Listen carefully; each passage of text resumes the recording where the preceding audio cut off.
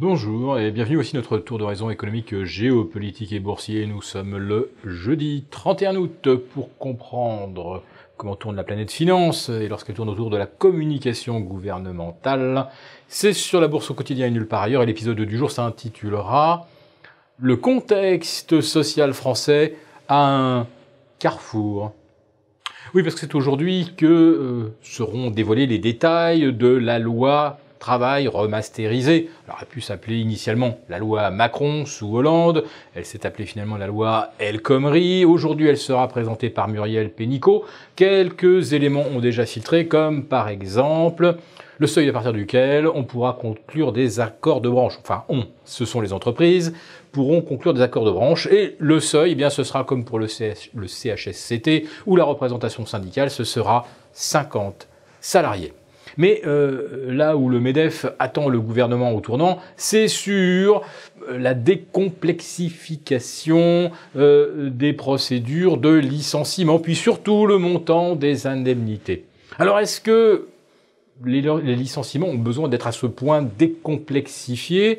Je signale, je connais assez bien le sujet, qu'il est beaucoup plus compliqué de licencier en Allemagne. C'est carrément cauchemardesque en Italie et c'est également techniquement compliqué dans des pays comme le Danemark ou même la Suède.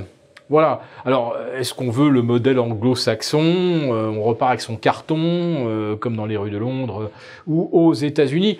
Bon, on n'atteindra peut-être pas ces extrémités, mais enfin, il semblerait que le MEDEF attend effectivement que le fait de licencier soit moins pesant d'une façon administrative.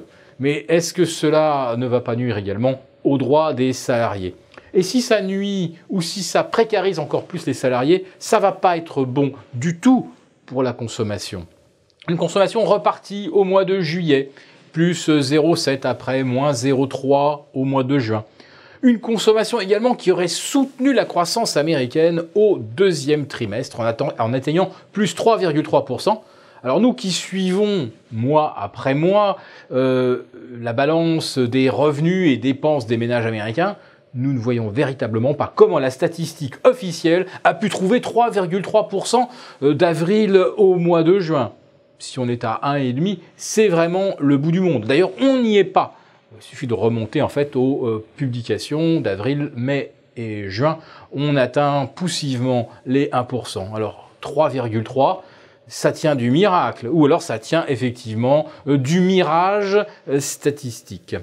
La consommation n'est donc pas en forme en réalité, ou si jamais on pouvait se laisser illusionner par les chiffres officiels, regardez ce qui se passe dans la distribution aux États-Unis, regardez ce qui se passe aujourd'hui sur Carrefour, c'était dans le titre de cette chronique, Carrefour qui plonge aujourd'hui de moins 13%, qui passe sous la barre des 17, qui revient sur des niveaux qu'on n'avait pas connus depuis l'été 2012, oui, on est revenu 5 ans en arrière sur Carrefour, mais Carrefour a déjà commencé à baisser irrémédiablement, inexorablement, depuis 3 ans. Et Casino, aujourd'hui, ne perd pas 13%, mais en perd plus de 6%, presque la moitié. Oui, il y a véritablement un syndrome négatif sur le secteur de la distribution. Bon, aujourd'hui, c'est Carrefour qui prend. Carrefour dont les bénéfices chutent de 35%. Carrefour qui a dû se livrer à une guerre des prix pour sauvegarder sa part de marché, sans y parvenir vraiment. Carrefour qui subit également la perte de rentabilité en Amérique du Sud, et Casino est exactement dans le même bateau. Alors que faut-il penser de Carrefour sous 17 €? Eh bien, Mathieu Lebrun a écrit ce matin un commentaire auquel je vous conseille de vous intéresser. Bon, je ne vais pas spoiler son commentaire, mais si vous aviez l'intention d'acheter, vous pouvez peut-être le faire maintenant. C'est un plus bas quasi historique, mais enfin, on ne peut pas exclure que la glissade se poursuive encore un peu. Donc, il n'y aurait pas d'urgence, en quelque sorte. Nous allons revenir maintenant sur le dollar, parce que c'est le grand feuilleton de l'été. Le voici remonté à 1,1850 contre euro, au-delà des 92,7 sur le dollar index, c'est-à-dire en fait au-dessus de son ancien plancher estivale.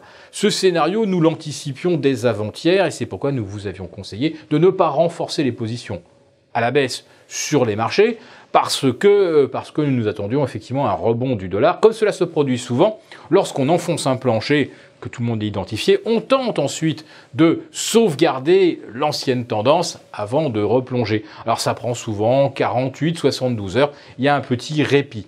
Si le CAC 40 parvenait à revenir au-delà des 5100, et mon Dieu que cela a l'air laborieux aujourd'hui, là nous allons peut-être renforcer nos positions en BX4, BXX. Quant à Wall Street, nous le disions dès le début de la semaine, aucun signal de baisse. Et pour cause, la baisse du dollar, c'est évidemment favorable pour les valeurs exportatrices.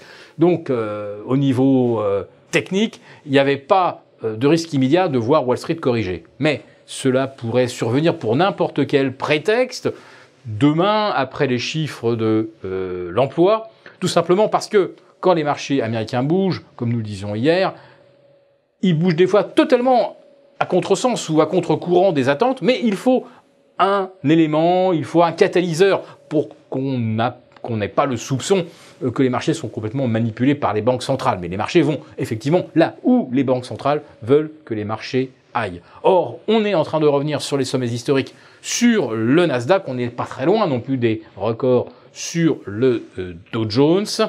Le mois d'août s'achève aujourd'hui, nous sommes le 31. Alors à Paris, on est aux alentours de moins 0,3, moins 0,4. C'est carrément un mois pour rien sur les indices américains. Donc vous le voyez, il n'y a toujours pas à ce jour d'amorce de consolidation aux États-Unis. Nous sommes donc simplement couverts sur le Nasdaq, sur le S&P 500, mais certainement pas en stratégie offensive à la baisse. Et pour les marchés européens, nous attendons un rebond. Espérons qu'il se produira d'ici demain après-midi, après 14h30. Il devient très difficile de dire où iront les marchés. Donc ça va se jouer très très vite et nous vous donnons rendez-vous demain donc pour préciser nos stratégies. Pour aujourd'hui, on ne bouge pas.